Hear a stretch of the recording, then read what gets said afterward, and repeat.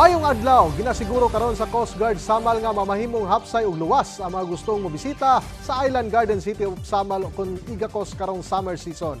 Sumala pa ni Coast Guard Samal spokesperson Insin Vasit Ventorillo.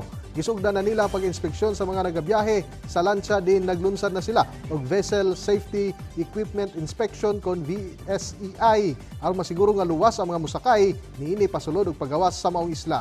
Naglunsad usab sila og Creational Safety Enforcement Inspection. Di na sa 90% na ang mga resort sa Samal ay lang na-inspeksyon. Di na sayra nila nga daghan gyapong mga resorts ang walay business permit, walay certified lifeguards og medical kits ug walay safety protocols. Hinungdan nga nakadawat sila og penalty. Dugang usab sa mga opisyal nga tungod sa summer saya, misaka ang ihap sa mga turista din ilaha kining ginapangandaman pinagi sa paglunsad og inspeksyon sa mga resort do sa Kaputian Beach Park og rate trainings sa mga personahe nga ma-assign sa venue sa maong event.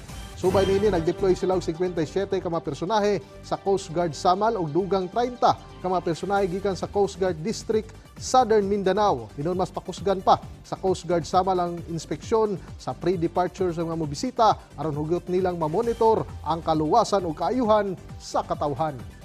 Kita o mga dugang personahe diha sa toa sa Coast Guard Station Island Garden City of Samal, ilabi na sa toa ang mga Special Operations Unit o katong ato mga K9 units para mas mabantayan nato ang mga bisita. Samtang maabot sa kapin 600 ka mga mag-uuma og mga mangingisda sa munisipyo sa San Isidro sa Davao Oriental ang hatagan og food packs gikan sa Department of Social Welfare and Development sa tabang na usab sa panggamhanan sa probinsyal sa Davao Oriental. Among food packs distribution gihimo niadtong Martes sa 16 ka mga barangay sa mong lungsod. Ang mga benepisyaryo sa mga naapektuhan sa milabay nga shear line og trough sa LPA sa maong probinsya. Ato sa mga aktibidad, personal usab nga gisuta o gisayod sa mga opisyal sa PLGU Davao Oriental ang kahimtang sa mga mag-uma ug mangingisda. Ug mao kadto mga nagunang mga balita gikan dinhi sa PTV Davao. Ako si Julius Pakot para sa Pambansang TV sa Bagong Pilipinas.